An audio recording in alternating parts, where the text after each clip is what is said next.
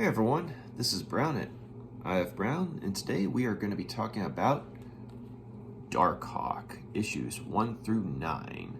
So before I get into this review, I just want to give a quick shout out to my cousin Nick and his kooky bride Lauren. And Nick was actually the one who requested that I do this review, but Lauren, you're guilty by association. So guys, this one's dedicated to y'all.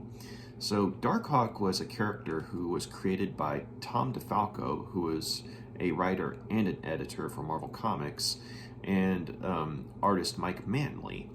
And the series itself was written by Danny Fingeroth, with the first 25 issues being penciled by Mike Manley, the character's co-creator. And he also did artwork for the first story in Darkhawk's very first annual. So, Darkhawk was a character who I've always had a fascination with, going back to when I was a little kid and I saw his brief one-panel appearance in a backup story for a Spider-Man annual. And that backup story in question was, in fact, an origin for the various people who had taken up the mantle of Hobgoblin. And when it got to a section wherein it was dealing with the second Hobgoblin, Philip Mackendale, the one panel that had Darkhawk in it was, in fact, a replication of the cover for issue 2 of the series, with Darkhawk and Hobgoblin, going at it in the air. But ever since I saw that picture, I was very intrigued by the character of Darkhawk. I mean, who was he? Where did he come from? I don't know. I didn't know at the time. And so it wasn't until a few years after that a friend of mine was fortunate enough to have several Spider-Man trade paperbacks on him, and we were hanging out, and we were I think we were going somewhere with my folks, and we were in the back seat, and he let me read the trade paperback for, it was a Spider-Man storyline called Round Robin, The Sidekick's Revenge, which is a really good story. You should check it out. But one of the guest stars in the book was, in fact, Darkhawk, and so I was like, hey, I recognize that guy from when I was a kid, but here he is in a guest spot in the story, and lo and behold, you also have a flashback of his origins. So I thought that was actually pretty cool. I mean, because it's like this whole time I've been wondering about him. Like, is he a robot? I mean, is he an alien? But no, he's actually human. So, but with a with a superpower connection, but anyway, though, so yeah, that was like my second time encountering the character, except this time I had a face to put to the name and a story to go with it. And so fast forward a couple more years later, my dad and I are at a bookstore called Barry and Terry's Book Tree over in Richardson, and amongst other things, they had several boxes of comic books, new and used. And what do I find but the first 2 issues of the Darkhawk series? And by the way, Barry and Terry, who were, by the way, were twins, were really cool guys. I should say they are cool guys. They just, unfortunately, they don't work at the store anymore because the store has sadly ceased to be for several years. But it was a really cool place. I have a lot of good memories attached to it. But finding the first 2 issues of Darkhawk was definitely one of those good memories. So and it wasn't until even more years later that I was finally able to get the first 25 issues of the series, as well as its 3 annuals.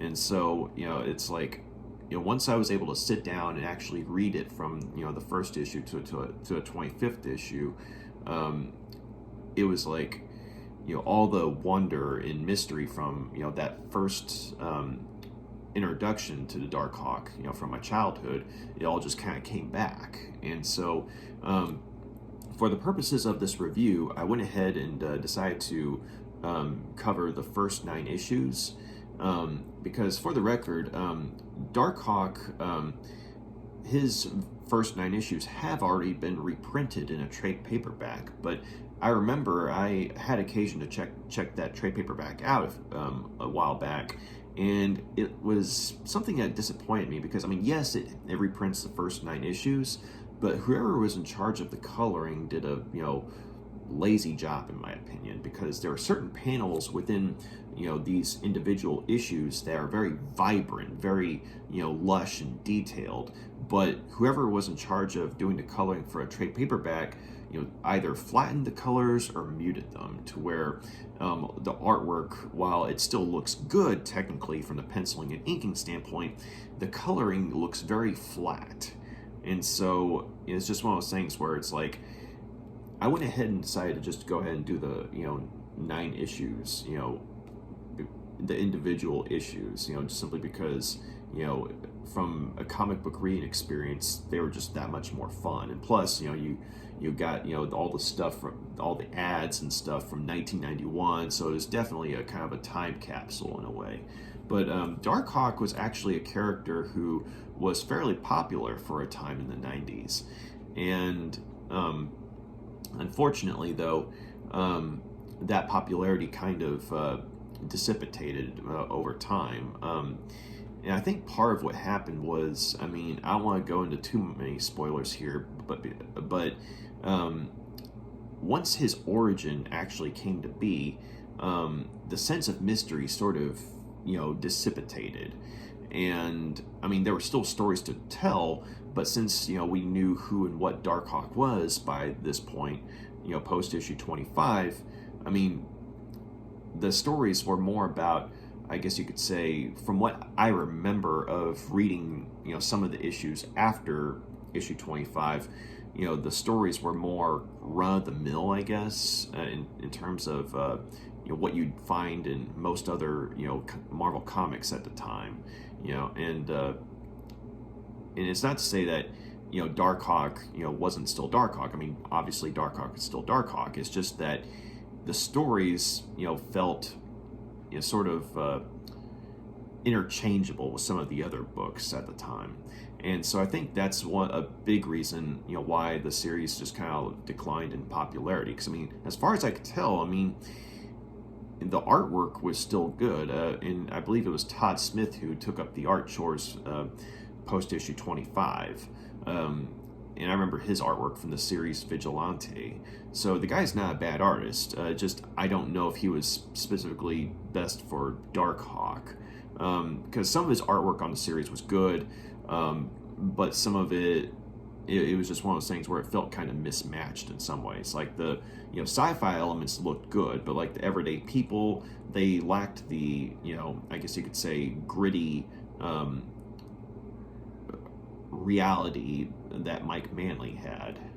But anyway, though, yeah. So after Darkhawk's final issue, which was issue 50. Which, I mean, all things considered, Darkhawk had a good run. But after issue 50, I mean, aside from, the once-in-a-blue-moon guest spot, I mean, he just kind of disappeared.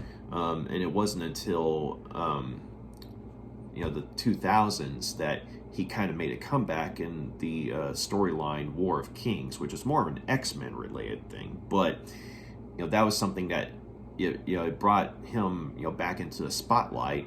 And it also redid his origin story so in a way which I will cover at some point in the future.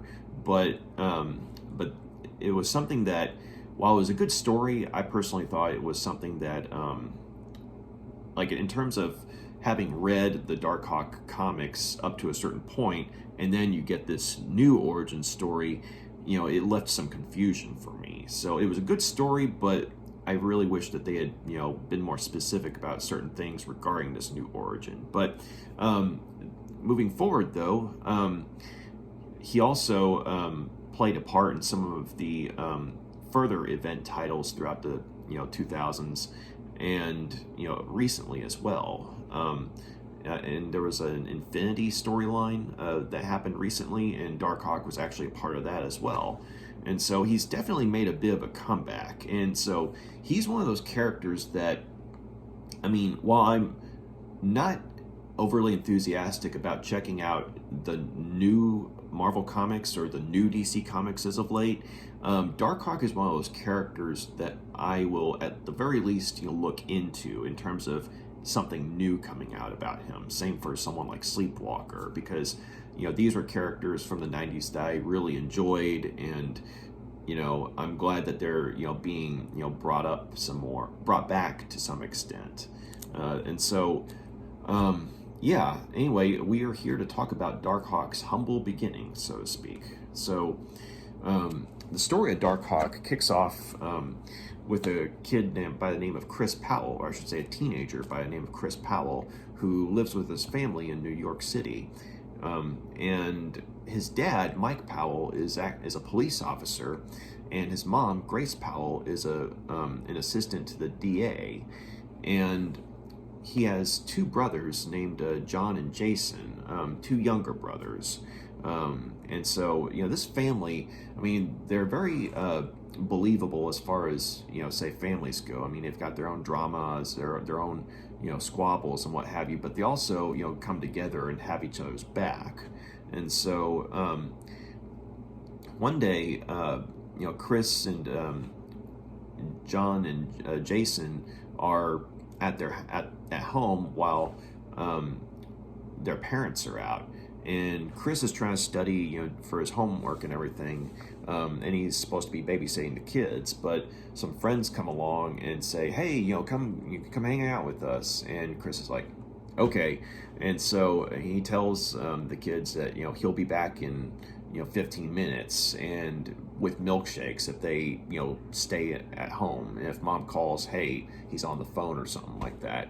But he doesn't come back 15 minutes later. He comes back an hour later, and at that point his younger brothers are gone, and his mom's home. She's freaking out, and so he has an idea of where they are. So he goes to this amusement park that's nearby, that's in the process of being torn down. And he remembers, that his brothers were wanting to go to that place, and their dad had promised to take him there, on the weekend when he had time. And so he's looking around, and he finds this derelict who sort of haunts the area around the amusement park, a guy by the name of St. Johnny. And Chris is asking him, hey, you seen my brothers around here? And he says, oh yeah, they're over in such and such, the Hawk's place. And so, Chris is like, okay, thanks. And he's like, he doesn't really know what he means by the Hawk's place, but he's like, okay, at least he's pointing in the right direction. So he goes into a part of the amusement park, finds his brothers, but just when he's, gets through chewing them out and, getting ready to, walk with them back to their home, they hear something from one of the nearby rooms. And at first, Chris is thinking that must be a security guard, and he's about to say, apologize and say, hey, sorry, I had to, go after my brothers here. We're gone. But instead, when they're looking through a hole in the wall, sort of a ventilation slit,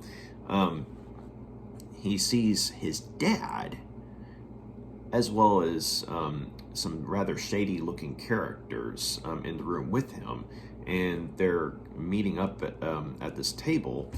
And through the conversation, Chris realizes that his dad is taking a bribe from these guys, and also the fact that these guys work for the mobster Felipe Bazin, whom his mom is actually prosecuting right now. And so, when he sees this, Chris's world is just shaken, as well as, the world of his, younger brothers as well, because they see this too.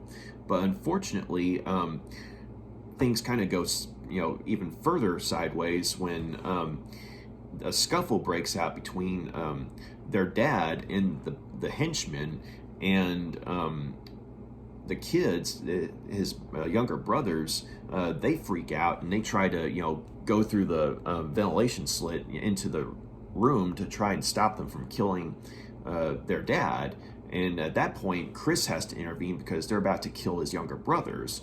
And so he's able to throw them off guard enough to where the kids are able to run, and he's able to sort of act as a human shield as they're taking pot shots at him. But they're thrown off just enough to where they aren't able to hit him, thankfully. But the floor gives out while they're running, and they end up in a sort of forgotten area of the funhouse. And Chris gets the kids in the closet, tells them to stay in there no matter what happens, and until I come and open the door for y'all. And Chris is thinking, oh great, now I locked my little brothers in the closet, and I'm just one person. I mean, what am I going to do against these guys? And so the guys, I mean, the henchmen, they're able to make their way down in there with him.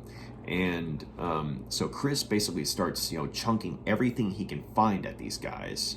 And in the process, he's able to buy some time, but he knows that he can only delay the inevitable so long before one of these guys actually says screw it and just plugs him right then and there, as opposed to just taking their time and toying with him.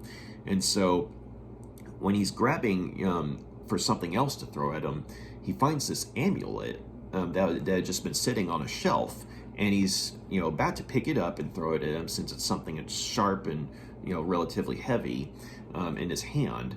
But as soon as he grabs it, he transforms into this armored figure, and he's able to basically just wipe the floor with these guys, because he's stronger, he's faster, and he also has a different voice too. But he also finds that he's not invulnerable too, because one of these guys is actually able to cut him with a knife. And so, but one of the henchmen ends up getting killed by way of being electrocuted, because he actually tried to get this live wire and run it at Darkhawk, or at Chris, I should say, but he ends up running it into a part of the wall where there's like a generator or something, and ends up frying himself. And so the other guys, Chris ties up, but he's about to get his brothers out of the closet where they're hiding, but then he realizes that he can't open the door and show himself to them like this. And so he's freaking out, thinking that he's stuck like this. But as soon as he starts wanting to change back into his normal self, the amulet flickers, and he turns back into Chris. And so he gets his brothers out, and he's walking with them, but he says, wait here for me. I need to go check on Dad.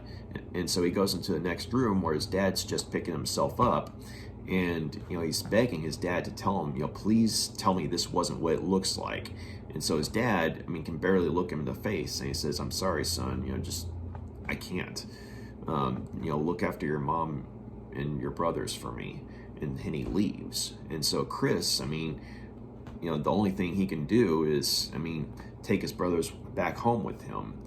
And, he tells his mom what he saw, and, naturally she's devastated because, Mike hasn't told her, where he is, or, what, his next plan is, or anything like that. So as far as she knew, he was a clean cop. So this definitely throws her for a loop, not to mention the fact that he's just sort of, bailed on them for, whatever reason. And also, there's all sorts of scuttlebutt that, their father's a dirty cop, ever since this little thing comes to light. And so, Chris is having to deal with, the disappearance of his dad, as well as the fact that he's now in possession of this amulet that allows him to change into this, dark, mysterious being. And so, initially he was calling himself the Edge Man, just to kind of, it was the only thing he could think of on short notice. But, you see, he goes back to the amusement park, shortly after all this happens, because he's trying to see if maybe he could find some clues or something. But by that time, the amusement park's destroyed. And so he just happens to, bump into St. Johnny again, who's telling him, the power's got to be used, not abused, by a Darkhawk. And after that, he seemingly vanishes. And Chris is like, what? Kind of, unnerved by how quickly this old, vagrant was able to just vanish like that.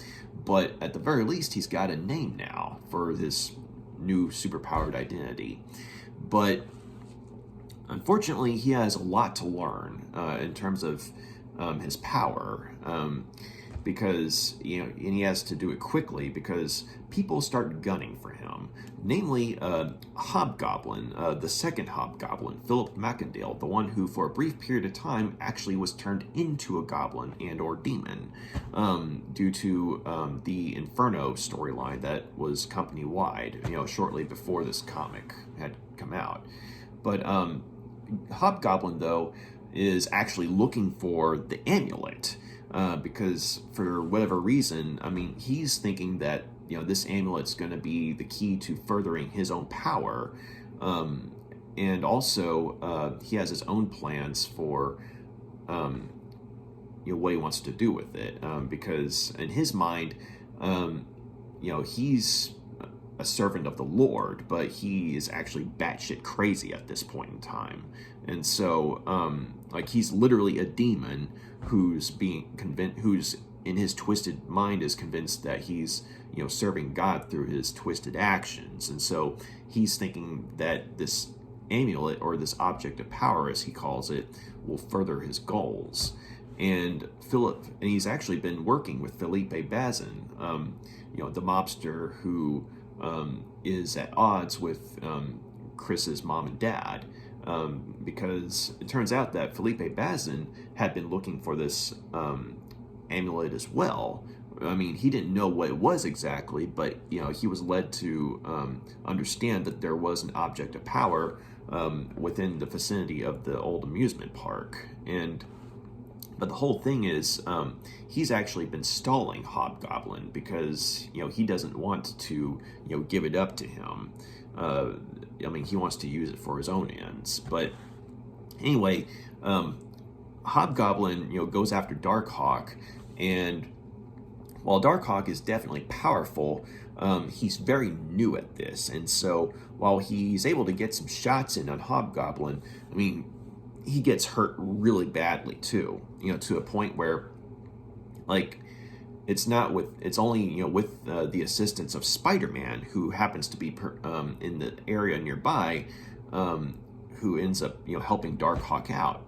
And also in the process, Darkhawk learns that whenever the Darkhawk body takes damage, if he turns back into, just ordinary Chris, and then transforms again, the damage will be repaired. And he doesn't know how or why that is. He just knows that that's what happens. But, this whole time he's fighting with Hobgoblin, he learns that he's got, through the amulet in his chest, he can, use these force blasts, which are these bluish beams of light that just, knock enemies or objects, to the side, or just, blow them away, that kind of thing, depending on the severity.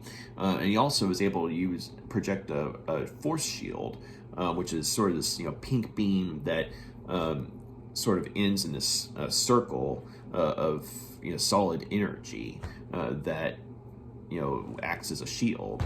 And he also has this grappling hook on his right hand, and which on one hand he can use it as a offensive weapon in combat, but on the other hand he can actually use it for the intended purpose of shooting it from one surface and pulling himself along with this cable. And he has these glider wings that he can at will summon. He can walk along without them, or he can summon them and they'll be spreading from here to here. Or I should say from here to his wrists. But and he's also able to basically enhance his vision if he's needing to, zoom in on something. So he learns about these abilities, in, this trial by fire, but he also learns that, he is very unprepared for this. And so it's in this mindset that, he ends up encountering other criminals, such as the newly created villain by the name of Savage Steel, who is basically a man in a suit of armor that is very similar to Tony Stark's Iron Man suits, and in fact that's actually something that comes up in another Darkhawk story. The fact that Savage Steel's armor is in fact connected to Tony Stark's, and it's not just a resemblance; it's a real thing. It's like a real connection to it. But Savage Steel is someone who is seemingly someone who is going after criminals exclusively, but with far more fatal results than, say, Darkhawk or Spider-Man would have for them. And he and Darkhawk and Punisher actually end up encountering him again, and it's at that point wherein Savage Steel, is making it clear that, amongst other things, not only is he going after criminals, but he's going after people like the Punisher, because the Punisher wouldn't work with the group that he's a part of, the Cabal, and that's something that we learn about in later issues. But for the time being of the story, it's a mysterious, shadowy organization that basically hired Savage Steel to be basically a high-tech version of the Punisher, but for rogue police officers. And so apparently the Cabal had approached Frank Castle at one point to work with them, but he turned him down. And so Savage Steel is going after him because in the Cabal's eyes Frank Castle's going to be a loose end. And it just so happens that Darkhawk ends up getting involved, and so through this encounter Darkhawk actually comes face to face with the Punisher, and the two of them they reluctantly team up, and Darkhawk actually has a very revelatory moment, in the sense that he realizes that as much as he wants to kill the criminals that he's going up against, especially Felipe Bazin, he can't bring himself to become a killing machine like Frank Castle, because back when he and Spider-Man were teaming up against the Hobgoblin, Spider-Man, while he was helping Darkhawk out, he was reluctant to fully trust him, because at that point in time he had known who Darkhawk was, but he saw how ferocious he was in combat, and he was cautioning him against becoming someone like the Punisher. And so once he actually meets the Punisher, he understands that, in his mind, he can't just bring himself to, willfully kill someone. Fight to defend himself and, fight to take out the enemy, yes, but to, permanently, get rid of them, he can't bring himself to do it. And so while he and Punisher end up parting at odds, they do part with a sense of understanding of one another, because in Frank's mind, Darkhawk is yet another naive newcomer, with a bunch of power, but with a very little understanding of how the real world works in terms of crime fighting. And like in his mind, the only good enemy is a dead enemy, and so he's trying to convince Darkhawk of this, whereas Darkhawk's trying to argue with using Spider-Man's logic that you can't just go around killing the bad guys. And so they part in the sense that like they're at odds with each other, but they at least understand where they're both coming from. Because as idiotic as Frank thinks that Darkhawk is, he at least understands that Darkhawk's, a good guy, and he's coming from somewhere where he's got a good heart. And so, and Darkhawk also kind of realizes that, while he doesn't want to end up like the Punisher, he also realizes that sometimes, ordinary superheroes aren't enough to take down crime. And so, it's like they part ways, but just with an understanding. And that's in the last issue that I'm reviewing here for issue 9. But I just wanted to point that out because, the character of Savage Steel sort of, comes up again in that story. And you find out that, the whole thing about him being a part of a secret group of, rogue cops was, you find out something's up when, like, he has Darkhawk and the Punisher at his mercy, but one, his armor's been severely damaged in the fight, not only with them, but with the criminals that Frank Castle was initially going after while he was going after Frank Castle. And when Darkhawk got involved, that just kind of threw everything, out the door. But once the police show up, though, Savage Steel, basically retreats, and so when Darkhawk sees this, he's like, wait a minute, he's, killing, people left and right, but the minute the cops show up, he spares them. He's like, something's going on here. And that's when you, the reader, find out that, Savage Steel is a part of a group of, rogue police officers. So it makes sense that he's, not wanting to kill cops. And so, but in between all that, though, he, Darkhawk, he encounters characters like Portal, who makes his introduction by warping into existence from another dimension, wearing armor that's very similar to Darkhawk's, except it's more, green and brown and piecemeal, sort of scattered in terms of how it's constructed. And so once he sees Darkhawk, he has this sort of alien/futuristic weaponry that he starts unloading on Darkhawk, and he's basically convinced that Darkhawk's come to get him again. And Darkhawk's like, again, I've never seen you before. And so the two of them end up in a scuffle, while Portal's trying to kill Darkhawk, whereas Darkhawk's trying to defend himself and trying to convince him that, hey, I'm not who you think I am. In the process, Darkhawk's able to knock Portal out, and he realizes that Portal, once he takes Portal's helmet off, is a teenager like him, a Native American teenager. And it turns out that Portal, in particular, had already shown up in another comic book, in the Avengers at some point, in which he was actually involved in a fight between, I believe it was the Avengers, Puma, and these villains called the UFOs.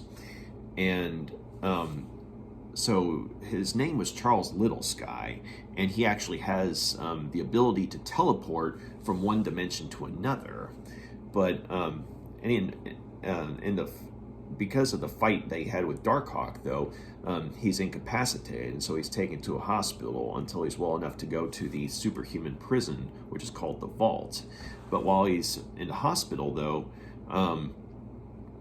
Chris finds out where he is, and he wants to, go, talk to him and find out, okay, what's going on here? Why were you trying to kill me? Who do you think I am? And how did you get that armor that looks like mine?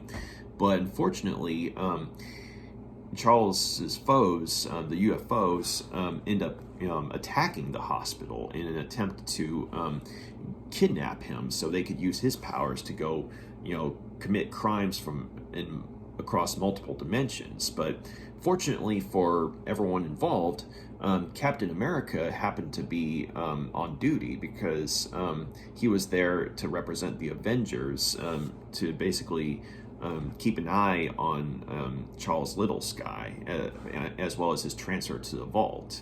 And so, Captain America happens to be on hand, and then Daredevil, Matt Murdock, happened to be in the area as well. He was walking to a meeting, but then once his radar hearing picked up the sound of the fight, And the fact that it was in a crowded hospital, he realized that he needed to step in and see what was going on. And so you got Darkhawk, Captain America, and Daredevil going up against the UFOs, all fighting over Portal, because the UFOs are wanting to kidnap Portal, to use him and his powers, whereas Captain America is wanting to see to it that Portal's taken to the vault.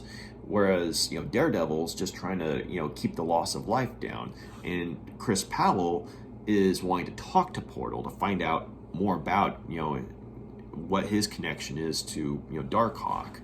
And so they're able to defeat the UFOs, but unfortunately Portal gets away, but not before telling Chris that the way he got the armor that he had that looked like Darkhawk's was because someone that he thought was Darkhawk had tried to kill him in another dimension, but he got the guy first, and he basically used his armor. And so it's just like another clue, another piece of the puzzle. And so that happens, and then you have Felipe Bazin and his schemes. And basically, Darkhawk, or Chris, whenever he's turning into Darkhawk, he's making it a point to go after Bazin because, Bazin's gotten to a point where, because Grace Powell refuses to back off of prosecuting him, he's had, someone try to kill her. One of his own henchmen tried to kill her in a public place. And so, Darkhawk's basically, stepped up his campaign of terror, because on one hand he was involved in making his dad disappear, but on the other hand he's also involved in traumatizing his mother. And so when he's going after Felipe Bazin, I mean, he's very ruthless, and at one point he nearly kills him, but for the interference of Felipe's own family, and the person in his family who's most vocal about stopping Darkhawk is his daughter, Allegra. And she actually becomes sort of a recurring character throughout the series. But at first she's sort of, like, you get the feeling that she's someone who's on the side of evil, in the sense that she's affiliated with Bazin, in the sense that she's his daughter. But at the same time, though, there's an instance or two where she actually works against his goals and ends up helping Darkhawk as well as Chris Powell. Case in point, when Felipe's research division creates a superpowered villain by the name of Lodestone, a woman who is able to basically harness the power of magnetism, kind of like Magneto, but she's controlled by a torture device. Basically, there was something that was put in her brain by Bazin's research division, and he has this device that basically shocks her with an inhuman amount of pain if she gets out of line. And so, on one hand, she's also a bit unhinged herself. I don't know if this was prior to the surgery or what, but basically, when she goes up against Darkhawk on Bazin's orders, I mean, she nearly kills him. And it gets to a point where, Bazin's goons are involved in this as well. And so there's multiple, rounds going off. And unfortunately, a guy, one of Chris's friends, a guy nicknamed Headset, because he's always walking around listening to classical music on his headset, ends up getting caught in the crossfire and getting shot. And so while, Chris feels that, I mean, he can, he knows he can take out, Bazin's goons as well as Lodestone. I mean, he knows that she's more of a challenge, but he also realizes that they're in a public place, and the ambulance needs to get to his friend, and so the only way he can stop the fight is to surrender.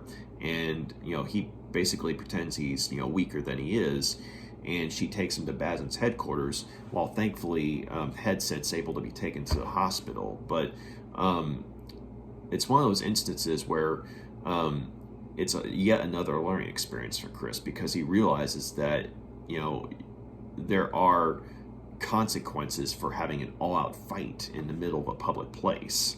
And so once he gets to Bazin's headquarters, he tries to convince Lodestone to, team up with him against Bazin because he saw that she was being tortured by him with this device. But she tells him that, her connection with him, goes further than that. And she also says that even if, it didn't, I wouldn't waste my power being a do-gooder like you, because frankly, you're not going to last the day. Because he's being restrained, and to a point where if he tries to use his force blasts, it'll be redirected on himself because of the restraints he has. Whereas if he tries to, say, break out of the restraints, he gets shocked to a point of, say, be up to 11 in terms of human suffering. But at this point, though, Allegra comes in and she causes a bit of a distraction, although it's debatable as to how much of it is intentional.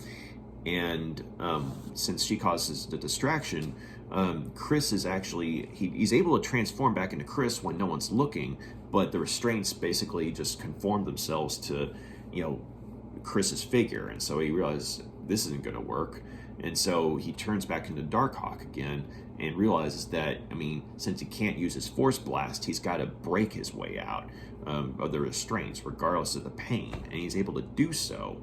And in the process, while he's a little bit weakened, Lodestone's able to get the drop on him and nearly kills him with her power. And she's, trying to grab the amulet from him, like she did earlier in their fighting. But a couple of things happen. One, Bazin's able to look at the reports that his research team was able to cobble together on, Darkhawk's armor. And basically, he's furious because, the data shows nothing. Like, it's almost like, there was nothing there.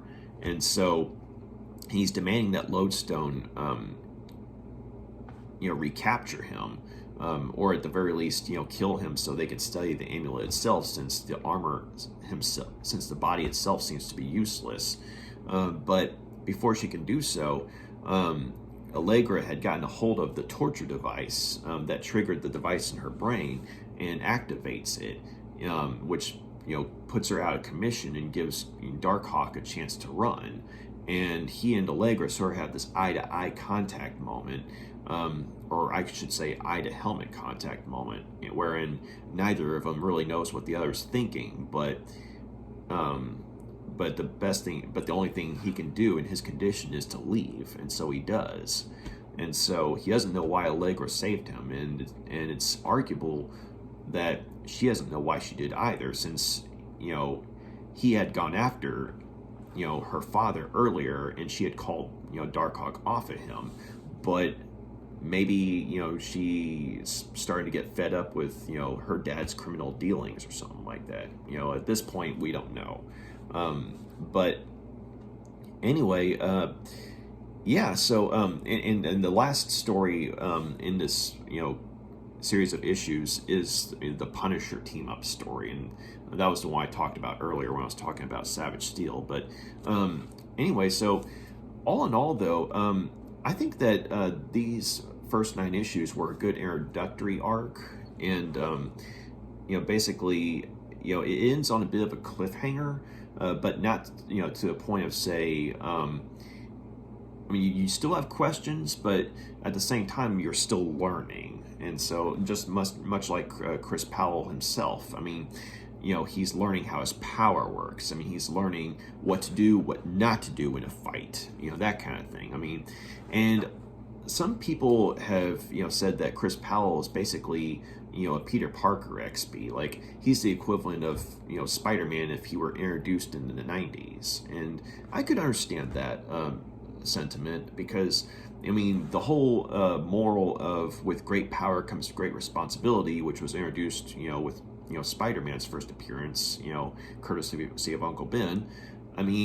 It applies to the character of Darkhawk as well, and Chris is learning on this, because on one hand he's been put in a position of great power in the sense that he's able to turn into this, Darkhawk being.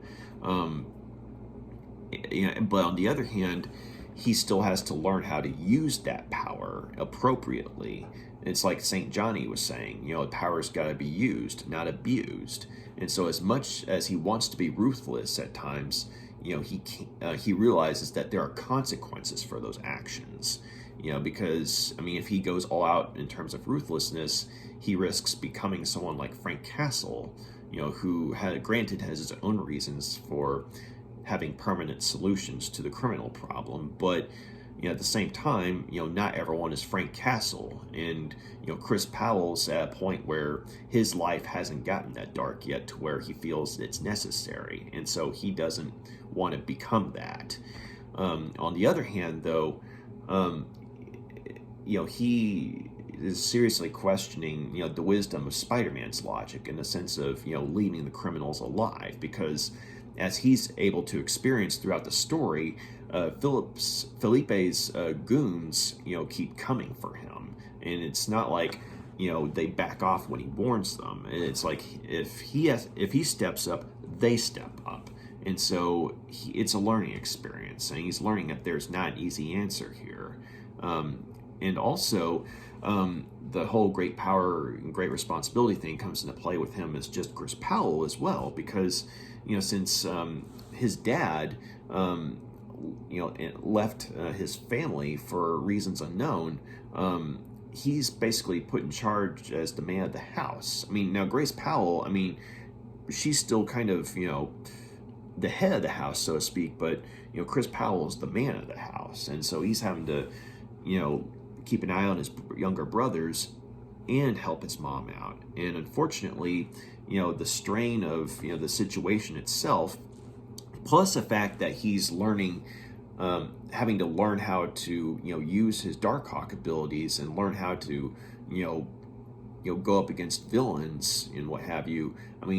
That's taking away from time with his family, and so it's just like a juggling act. And so it's. In hindsight, I appreciate the fact that it's showing that while, yes, there are some cool things about having superpowers, it's not always, just fun games. Like, there's a dark side to it as well if you're mixed up, with, say, criminal elements, or, say, for instance, your family is involved in a traumatic situation and you're having to, balance being a superhero with being a good member of the family, a supportive member of the family. And so I appreciated that. I also liked how, as high-tech and, advanced as, Darkhawk's armor looked, as well as just his appearance in general, I liked the sort of visual contrast with, the sleek design of him, sleek and mysterious, alien-looking, to, say, his gritty, surroundings in this urban environment. And that's one of the things I really liked about Mike Manley's art, is that while he's able to draw like these fantastical, goings-ons, he's also able to make things look like they're, he's able to make it look believable, because the setting, the gritty New York urban setting, is something that's based in reality. Whereas, the Darkhawk in the Marvel Universe, it's like, that's all fictional and everything, but it's like a gritty urban version. It's like a version of New York that's still gritty as the real thing, but with superheroes and supervillains involved. And so, when you got that going on, plus, the already, common occurrence of, the criminal element, the Marvel Universe is a very dangerous place to live in. That's something that I'm learning with rereading some of these comics with an adult mindset, is that, as much fun as I'm having with them, and I remember when I was a kid, I was always wanting to live in a world like that, but as an adult, I'm looking at these stories, and I'm enjoying them and everything, but I'm like, man, I don't know if I'd want to be living in that kind of environment, wherein, you could be minding your own business, and okay, in the real world, you could be minding your own business and a car comes out of nowhere and hits you, or, there's like a drive-by shooting, somewhere, or maybe there's like a, bank robbery or something, and you get caught in the crossfire. You got stuff like that could happen. But whereas in the Marvel Universe, I mean, you could have everything from, mechanized, goons coming after killing you just to go get to someone, like you could just be killed by just getting in the way, or you could have like a demonic villain come charging at you out of the night sky, convinced that you have something that can give him power. I mean, this is a pretty terrifying place. And so it's something that I thought was fascinating, just looking at it from a mindset of an adult. But nonetheless, though, I mean, I still enjoyed these stories, though. It's just, I also realized how dangerous and scary the, just trying to live in this, type of world can be. But I really liked seeing Chris's, growth as a character, throughout these issues, and him learning to step up to the role of being the man of the house, as well as him gradually learning about his abilities, as well as how to use them in combat and what have you, as well as the reality of crime fighting and the world around him as well. But I will say, though, that there are instances where I think that, say, for instance, his girlfriend Cheryl, I mean, she has enough of a presence to register that, yeah, she's his girlfriend, but she's not like a constant presence in the book. So it's sort of like you kind of forget about her until she pops up, and it's like, oh yeah, I kind of forgot she was there, and it's cool to see that he has friends. But I wish that we'd seen more interactions, that he had with his friends. But nonetheless, though, I mean, characters like Headset have enough of a presence to where, say, when something bad happens to him, I mean, it's kind of jolting, because I mean, he's a teenager just like Chris and the rest of their group. And so, to see him gunned down like that, I mean, it's rather shocking. And also it has that, bit of, the horror of everyday reality in some areas, when that happens. But at the same time, though, I wish that we'd gotten to see, more of Chris's interactions with his friends, because the interactions that he has with his family are definitely the heart and soul of the book, of him, being there for his mother, who... Grace Powell is an awesome character.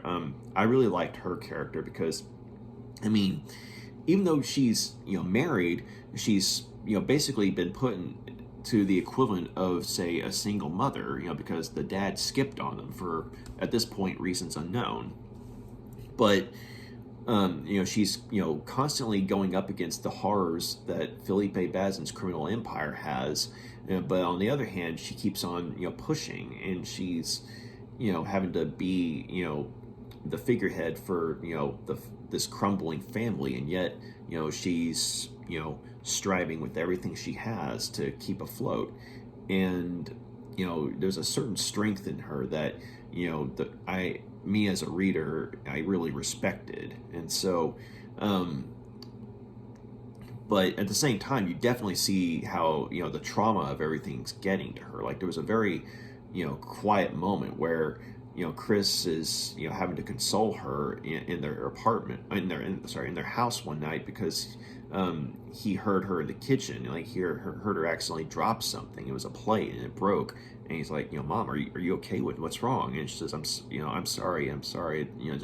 It all just got to me, and I dropped it. And it's a very human moment. And so it's just, and I really liked seeing that. I mean, to the point where it's like, I really felt for this family and what they were going through.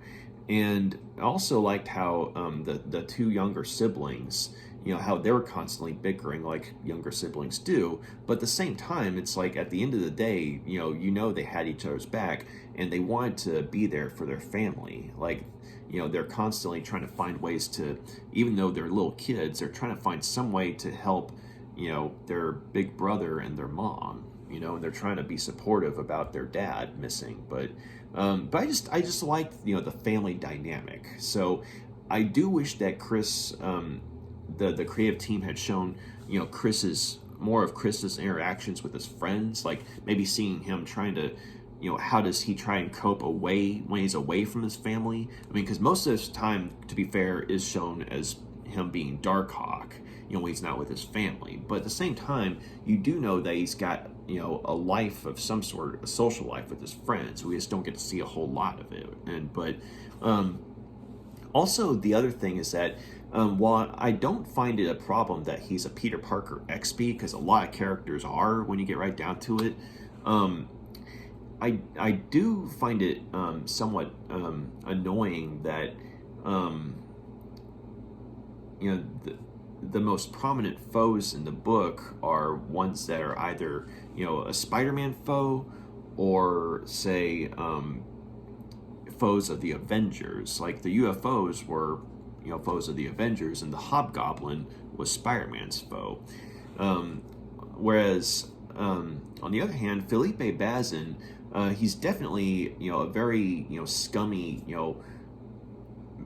criminal mastermind mobster with his own mini empire, and so it's like, I mean, he's definitely a good villain, but I kind of it's one of those things where I'm not gonna see. Here's the thing: I like his character, but it does feel like it's been something that's been done before, if that makes sense. But on the other hand, the characters of Savage Steel and Lodestone, I do wish that we'd gotten to see more of them, because, I mean, when we see them in the issues that we do see them, I mean, they're very effective as far as, being, enemies of Darkhawk goes. I mean, you got Savage Steel, who's, got the high-tech armor, like we're talking Stark-level armor, to a point where, he's actually able to blow off, one of Darkhawk's hands at one point, which is a very, shocking moment, to be sure. On the other hand, though, you also have Lodestone, who is nearly able to kill Darkhawk because of her magnetic abilities. But yeah, so I mean, they definitely have potential for sure. I just wish that we'd gotten to see a little bit more of them. Although I did like the fact that, you got a glimpse as to what was going on with Savage Steel, in the sense that he's working with the Cabal, this group of corrupt police officers that we just get a glimpse of, and the bit about Lodestone, her connection with Bazin being more complicated than just him torturing her, and she has to submit in order to avoid being tortured, that kind of thing. And I'm hoping that upon rereading, the issues that come after that, maybe I could find something I missed. But yeah, like the villains were good, but I just, it was a little frustrating that the most prominent villains were, a Spider-Man villain and say some Avengers villains, because it's like they're the ones that tend to be more, I guess, visually memorable, as well as just memorable in general. And I can't object too badly to it, because it's something that, considering that this is New York City in the Marvel Universe, and there are multiple heroes and multiple villains, I mean,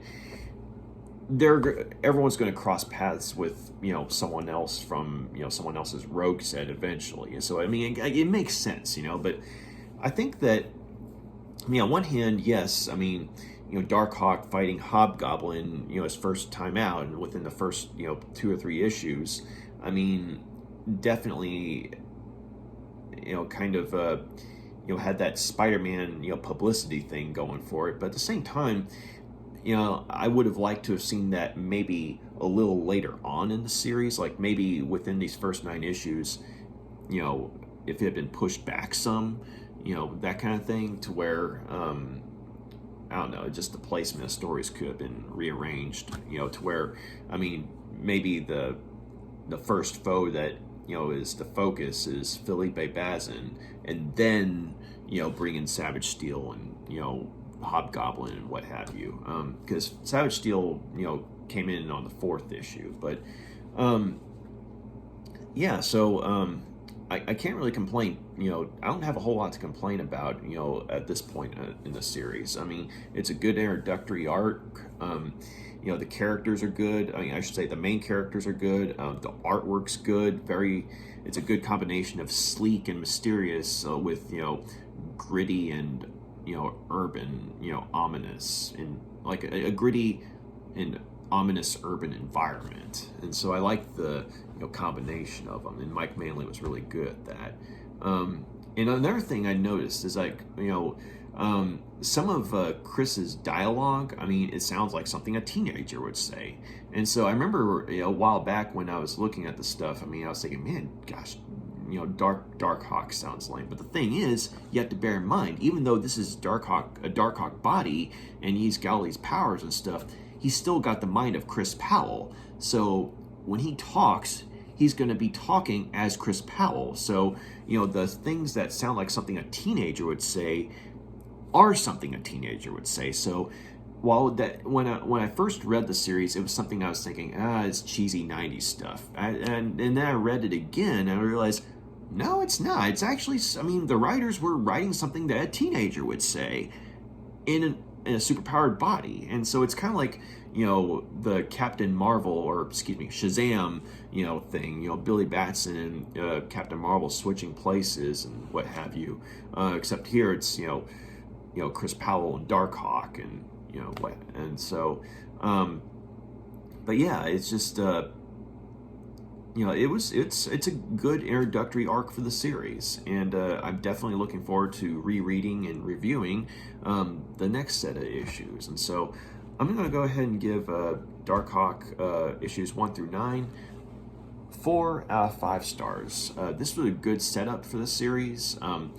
It revealed just enough to give the reader, some understanding of the character of Darkhawk, but at the same time, it left just enough unanswered to keep them intrigued about, the mystery of the book. And, Chris Powell's a very engaging character, and, his family, is a very, likable and, believable, group of characters as well. And Felipe Bazin is a very slimy antagonist. If they were to do had they done a mini series or a live action series, Alan Rickman, I think, would have been a good choice to play him if he were still alive. But anyway, though, as a bonus, I will go ahead and show you all the covers of these issues. So, first off, Darkhawk issue 1, Dawn of the Darkhawk. Issue 2.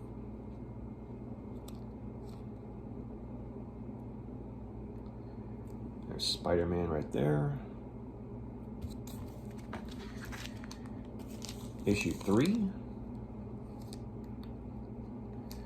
One of the things I really like about this cover is if you look right here, if you look on Darkhawk's armor, you can see Hobgoblin reflected on it, multiple surfaces. And I thought that was pretty cool. I really like the design on that. Issue 4, Savage Steel. I'm getting kind of a RoboCop versus Ed 209 vibe from looking at it.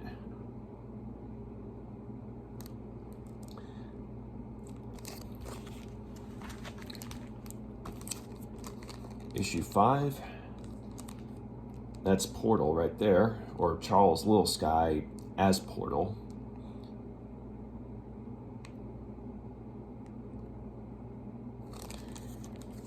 Issue 6. This is the one with Captain America and Daredevil and Darkhawk all teaming up against the UFOs. 3 against the odds. Number 7.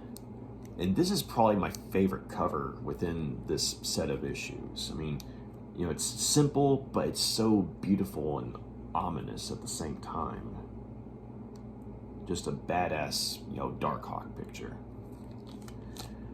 Number 8, Lodestone. And yes, she actually does manage to, put the hurt on Darkhawk on more than one occasion. And last but certainly not least, issue 9. Sorry about the price tag sticker right there, but yeah, Darkhawk and the Punisher. So yeah, this was actually a pretty good way to, this was like a good, last issue within this particular arc though. But one of the things I like about this one in particular, and something I've noticed, is that a lot of readers who check the series out tended to like this issue as well, because, the writer, Danny Fingeroth, did a good job of, characterizing the Punisher, or writing the Punisher in such a way, like, his characterization felt very much on point, with, say, the Punisher, books at the time, and as well as his interaction with Darkhawk, in a sense that, it was a reluctant team up, and neither of them agreed with the other, but at the same time, it's like they both understood where they were coming from enough to where it's like they're able to part ways, if not as friends, then at least, hey, see you around, that kind of thing. But yeah, so this was, if you like the Punisher, Darkhawk number 9's definitely, a good, I guess you could kind of call it a standalone story. I mean, granted, it helps if you, if you're into it for the Darkhawk bit. Obviously, you want to have read, the prior 8 issues. But at the same time, if you just want, a good, Punisher guest spot, I mean, this is a good one. But something I was going to point out here. So I mentioned a bit ago that they did a trade paperback a few years ago that reprinted the first 9 issues. And for that trade paperback, they went with this cover. Now, this isn't a bad cover. It's really not. But you look at it, what do you see? I mean, yes, you can see 3 people, but who stands out? Darkhawk or Daredevil and Captain America? Daredevil and Captain America, simply because of the color scheme.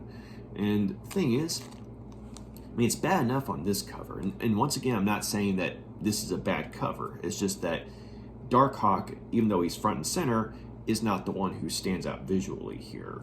It's just because of the way the colors are, Cap and Daredevil are the ones who are like, they grab your attention. Okay, so you take that, then apply it to the cover of the trade paperback. Same cover, except they were able to use, I guess, more technology as far as coloring goes.